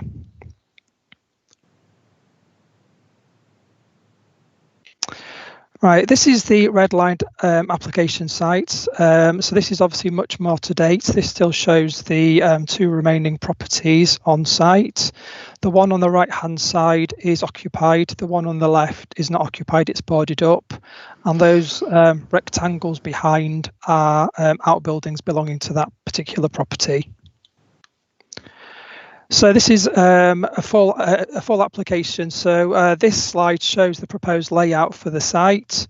So 26 new properties are proposed, and these are broken down as following. So we've got 9 3-bed detached bungalows, and they're on plots 4, 8, 9, 10, 11, 14, 15, 16 and 24. We've got 4 2-bed semi-detached bungalows, and they're on plots 20 to 23, which are the green ones. Got 8 4-bedroom detached houses, and these are on plots 1, 2, 6, 7, 12, 19, 25 and 26. And lastly, we've got 5 3-bedroom detached houses, and these are on plots 3, 5, 13, 17 and 18.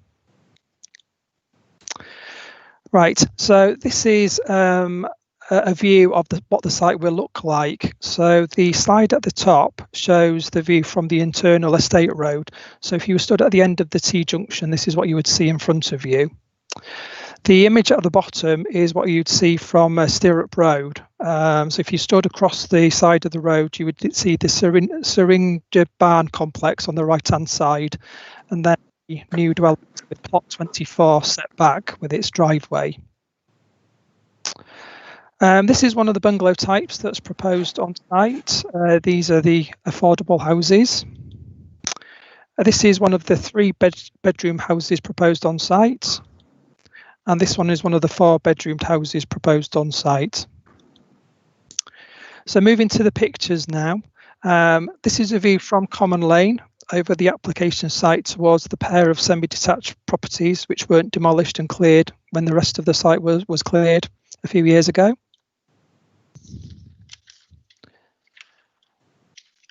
This is a view looking east over the application site towards the existing dwellings on Stirrup Road. You can see the site's overgrown in that picture there.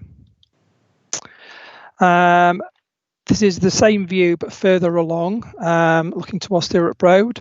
You can see the large building on the left-hand side is the barn complex at Syringa Court, and that building is a Grade 2 listed building. This is looking northeast with a pair of remaining semi-detached houses visible behind the tree and the Syringa Court barn complex on the right-hand side of the image. And this is a close-up of the 2 remaining houses at the top of the existing access road. As you can see, the one on the left is boarded up, the one on the right is still occupied at the moment. This is a view looking southwest and down the existing access road towards the dwellings on Common Lane. This is looking southeast over the application site towards Common Lane. Again, you can see the site's pretty overgrown there. This is a view looking west from Stirrup Road up Common Lane with the application site on the right hand side of the image. You can just about make out the 2 remaining houses on the very right hand side of the picture there. And this is a view looking north from Stirrup Road over the application site. The 2 existing houses on the site are on the left with the Syringa Court complex visible towards the right hand side of the image. And this is the barn looking from Stirrup Road towards it with the application site just behind it there. These are some historical pictures for you to look at. These are still on Google imagery. So if you go on Google, you can actually still see these. This is what the site actually used to look like. Obviously, you've seen it doesn't look like this anymore. These are the dwellings that were once there and demolished. And again, that's another view of what used to be there and is now demolished. You can see there were really low density, traditional local authority style properties. Right, so moving to the report then. Consultee comments are in the report between pages 51 and 52, and it is noted that there are no objections to this scheme from the Council's consultees. The comments of the County Highway Authority are explained on page 51 of the report. To clarify, they have not objected to the scheme on highway safety grounds or in its cumulative impact on the highway network. They have advised that in their opinion, the scheme does not make best use of the site in terms of its accessibility and linkages with the surrounding area.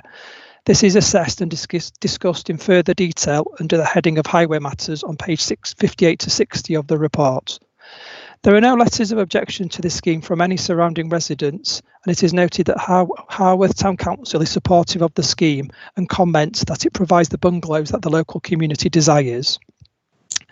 The report, starting on page 53, makes it clear that this scheme has to be considered under the planning balance test as contained in paragraph 11 of the NPPF, as the Council's adopted core strategy policies are now considered to be out of date, and having regard to the fact that the plan has not been reviewed in the last few years as required by paragraph 33. Pages 54 to 55 describe the proposal in relation to the sustainability objectives identified in the NPPF. It is identified that the scheme as presented will meet the economic, social and environmental objectives of sustainable development. In terms of the design and layout of the site, which is discussed on pages 55 and 56, officers are of the opinion that the proposal is well designed, is within the design and space standard requirements of the council, and is in keeping with the character and appearance of the surrounding locality. The site lies adjacent to a Grade 2 listed barn, and it is identified on page 57 of the report that it is considered that the scheme as proposed will not be harmful to its setting. The Council's Conservation Officer is also supportive of the scheme. Access already exists into the site from Common Lane, and that is to be utilised for 25 out of the 26 dwellings, plot 24 is to be accessed from Stirrup Road by its own private driveway. There are no objections from the Highway Authority to this scheme on safety or highway capacity grounds, although they have advised that they considered that connectivity from the site to the centre of Harworth and the surrounding area could be better. The Highway Authority has asked for a link road through the site from Common Lane through to Stirrup Road and also out to the land to the north of the site, which has planning permission for residential development. The report explains that both the applicant and the case officer consider that this is unreasonable, as it would limit the development potential of the site. It could cause social issues for the residents, and the arrangements as proposed are no worse than that which previously existed on site. It must be noted, as explained in page 59 of the report, that the applicant has supplied details of how electric vehicles can be charged on site and the arrangements that they would have in place for residents with mobility issues requiring space for the parking and charging of the mobility vehicles. This meets the requirements of paragraph 110 of the NPPF. In terms of ecology, the applicant has carried out a BAT survey in relation to the 2 dwellings which are to be demolished on site and a NEWT survey of the surrounding area. These have been reviewed by the Wildlife Trust, who are satisfied with the mitigation measures identified in the report.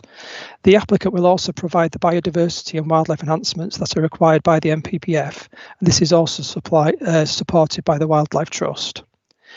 Page 61 of the report identifies the contributions that will be required to make the impact of the scheme acceptable in planning terms.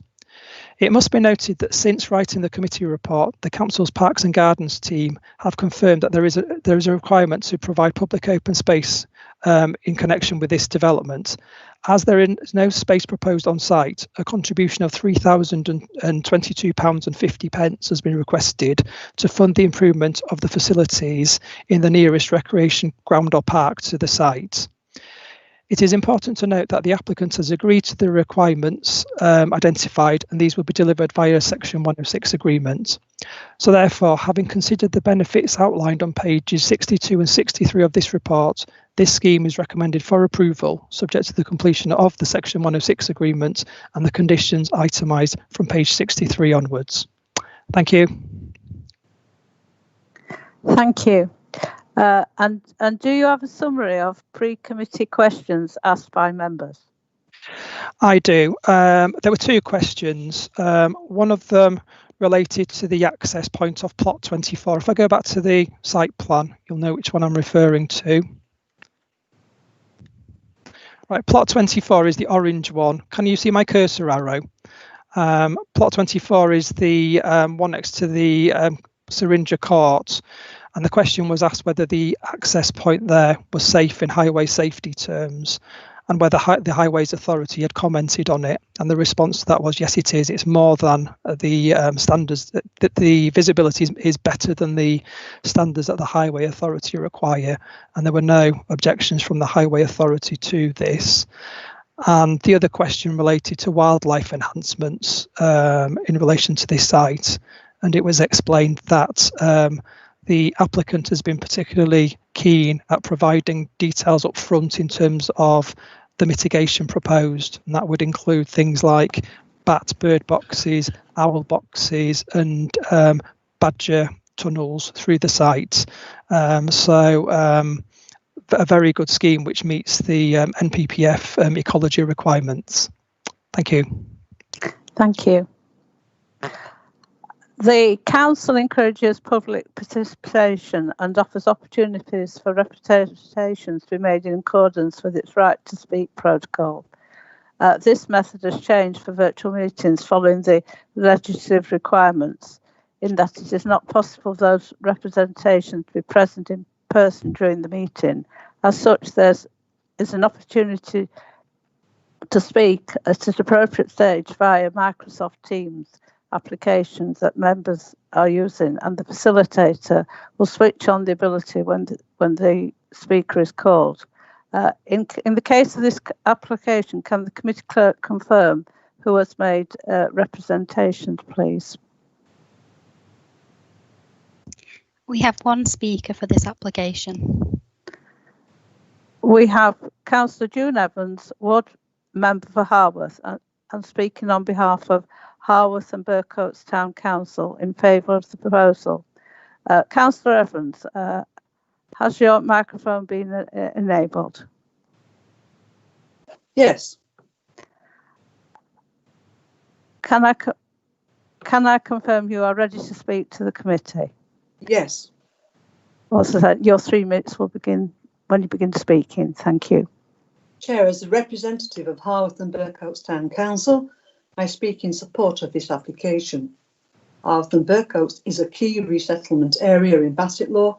Regeneration and development is ongoing with the aim of achieving greater inward investment in the town. This committee is aware of the number of recent planning applications for Haworth. You know we now have a predicted 10.1 year supply of housing development. You are also aware that not all applications have been supported by the Town Council. However, for a number of reasons, we do support this particular application. The Town Council believes this proposal to be an ideal use of what is a brownfield site. Moreover, it is well within the settlement boundary and complies with policy CS1. We consider the appearance of 26 dwellings will have a minimal effect on the infrastructure. We believe the proposed development will be a great improvement to a site on which previously stood airy houses. Furthermore, it will not only remove what is currently an eyesore, but will enhance and thus benefit what is a purely residential part of the town. The Town Council welcomes the proposed mix of housing on offer because, refreshingly, the inclusion of bungalows as well as different size houses truly reflects the housing needs of the community. We support the inclusion of affordable housing on the site, thereby meeting the strategic housing requirement, and we note the proposed development is fully Section 106 compliant. We value the recognition given to climate change by the provision of electric vehicle charging points, including for mobility scooters. We also understand the site will provide a 10% net gain in biodiversity, thus meeting the requirements of the Wildlife and Countryside Act and the National Planning Policy Framework. We believe this application meets the objectives for economic, social and environmental development, and though this site presented a number of challenges, we value the efforts of both developer and Bassetlaw District Council in finding the right solutions. Therefore, the Town Council's view is that this is a sustainable development that will bring clear benefits to the community. We welcome and support this application. Thank you, Chair. Thank you, Councillor Evans. Members will now be offered the opportunity to ask questions of the. So we're going to do the go around the 3 rounds. I will start with Councillor Brand. Have you any questions? Yes, a couple of very quick questions. The first paragraph refers to 20th century local authority area style houses. Does that mean that this site is local authority owned? And the second question is, one of those pair of dwellings left on site is lived in. What's to be the future offer to the people who are living there? Thank you. Mr. Jones, do you want to reply? Thank you. Yes, my understanding is the local authority own the land. We still own the land, but we're working in a partnership with a company to deliver housing on this land. So that is the motivation for this planning application. The occupier of the house, I understand, will be offered one of the properties on the site. So I think that's plot 24, I think, the one at the end. So that applicant won't be homeless or forced to move somewhere else. They'll still remain on that site, just in a new house. Thank you. Okay, if I could just ask a supplementary, obviously there will be a period of time between the demolition of their own property and a new one to move into. So what happens to the residents in that period of time? I think my understanding is that the intention is to build plot 24 reasonably quickly in the time scale, because plot 24 is on its own in the corner with its own access points, and then develop the remainder of the site afterwards. So I think it's obviously this is up to the applicant in terms of how it does it and the negotiations with the developer. But my understanding is that that plot will be built reasonably quickly, the occupant rehoused in his or her new property, and then obviously the remainder of the site is then demolished and then rebuilt. Okay, thank you very much. No further questions. Councillor Challoner, have you got a question? Thank you, Chair.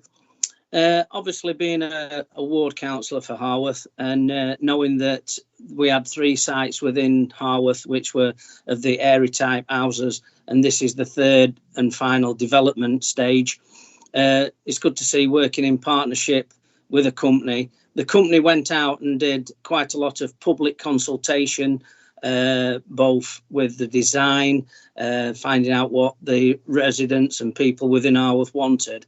Has the findings from the consultation been put in, been a major consideration within the planning application and the proposed to grant it? Has that come through from what the public perception of it has, Dylan? Mr. Jones? Thank you. No, I've not had any comments from any members of the public in relation to this scheme. Obviously, no objections, but no letters of support either. I am aware of the that the applicants have been talking to the local community, but I'm not aware of the outcome of that particularly, and the local community haven't fed back their support other than the parish council to me. So no, it hasn't really influenced the decision-making process. I think the scheme itself speaks for itself in terms of its the way it meets policy requirements. Are you supplementary, councillor? Yeah, just an observation on it, a comment. Thanks for that, Dylan. Yes, both myself and Councillor Evans were present at one of the public consultations, and it was very encouraging what people were saying. So we can obviously speak that the consultees did a fantastic job. And also, it's now bringing into place a piece of land that obviously got demolished, got made safe, and everything has just took a while for it all to come through, and it just shows you how things quick can get overgrown. So it is bringing some good land back into use within the community. Thank you. Thank you. Councillor Freeman, have you a question? I've got no questions. I'm quite happy with it. Thank you. Councillor Oxby, have you got a question? No, thank you, Chairman. Not at this point. Councillor Quigley. No, thanks, Chairman. Councillor Richardson. No, thank you, Chairman. Councillor Sanders. No questions, Chair. Thank you. Councillor Schuller. Yes, please. It outlines on page 58 the County Highways Authority report. They raised concerns with the layout as proposed and asked the applicants to amend it, and stated that it's not ideal for cars to be manoeuvring around. So has any work been undertaken with the Highways Agency, Dylan? Mr. Jones? Yes, I've had significant discussions with the Highway Authority over this development. If I explain to you what they've actually requested, they asked for a link road between Stirrup Road and Common Lane, and then another road linking through to the land to the rear of the site to fit in with the future development of that land, because that land has outline planning permission for, I think, about 100 dwellings, I think. So we would have ended up with a cross of roads leading through the site.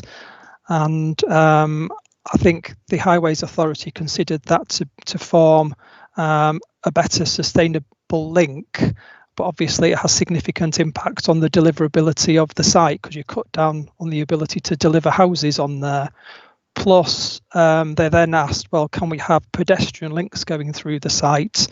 And again, to alter the scheme, we probably would have had to have garage courts, and that's referred to in the report. So we'd have to potentially move the houses to the front of the streets, and then have garages and parking at the back with paths going through. And our own sort of design guide sort of says that that's undesirable, because you do get lots of issues with crime and disorder in those places, because they're very difficult to monitor and look at. So the Highways Authority were perfectly clear with me that they weren't objecting to this scheme. These were just things they thought that would improve their sustainability credentials, basically. And I've been very clear with the Highway Authority that I thought they were a bit over the top, if I'm honest, in what they asked for. The applicant has explained why they can't do this, because it would have an impact on the site. Couldn't be delivered, basically, with a wide-pronged link road going through. So I'm satisfied that the road is safe in highway terms, and the layout is safe, and it's not going to cause an issue with the highway network. So it's been agreed on that basis that the scheme would progress. Just one further. Councillor Shaw. It talks about the monies being for the nearest recreation park. Where is the nearest recreation park? I've questioned the parks team, and they came up with Tommy Simpson Recreation Ground, which is, I think, the other end of Harworth from this site, from my look on Google Earth Maps. But they have said that they have plans in place to put something in the vicinity of this this site. Basically, I think they're looking at something new in the particular area for this site. So that funding would go towards that, basically. So obviously, as you can tell from the site plan, you cannot put open space on this land because there's not enough room for it. So that money will go towards delivery of open space in the area.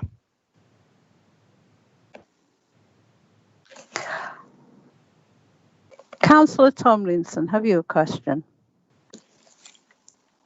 Not at this point, Mr. Chairman. Thank you. I will go around again. Councillor Brand, have you any further question? Yeah, no further questions and no further observations. Thank you, Chair. Councillor Challoner? No further questions and no further observations, Chairman. Thank you. Councillor Freeman? No further comment. Thank you.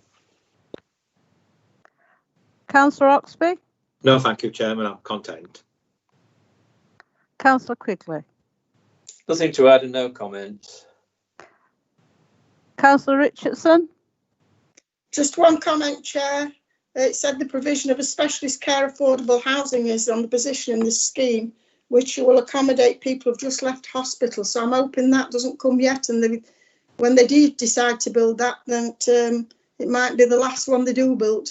And considering the crisis we're in at the moment, I don't think we'll want people in there. But I think that's an absolutely amazing thing that they do. And if it is built and it is used, then it will be beneficial to a transition for someone from hospital before they go home, if that's what they use it for. It doesn't actually say anything there, Chair, what the specialist care is, but it would be interesting to find out later on when this application goes forward and it is actually built, to find out how that's going to work. Thank you, Chairman.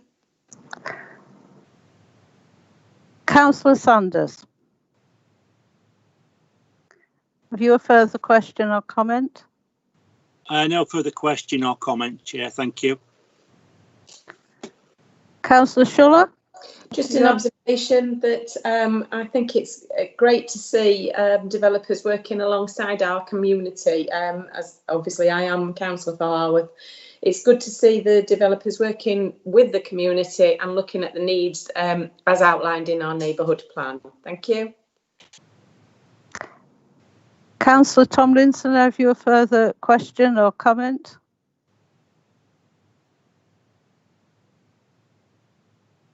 Councillor Tomlinson, unmute your microphone, please.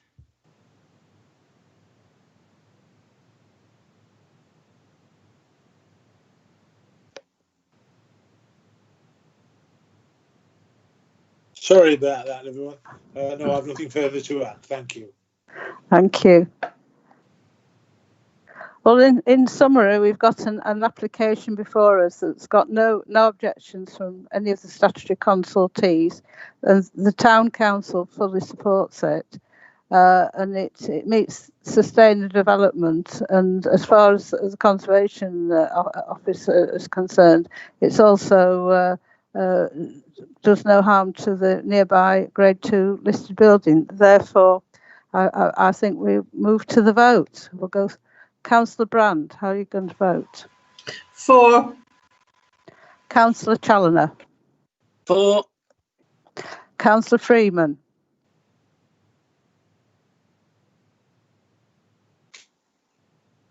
For.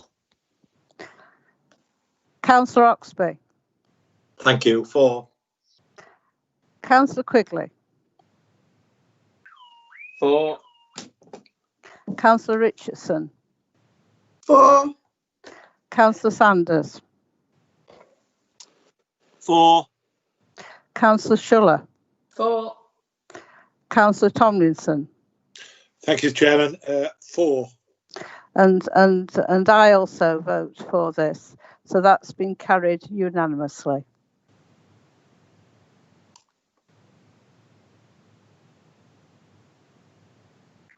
Agenda item 7 is any other business which the Chair considers to be urgent.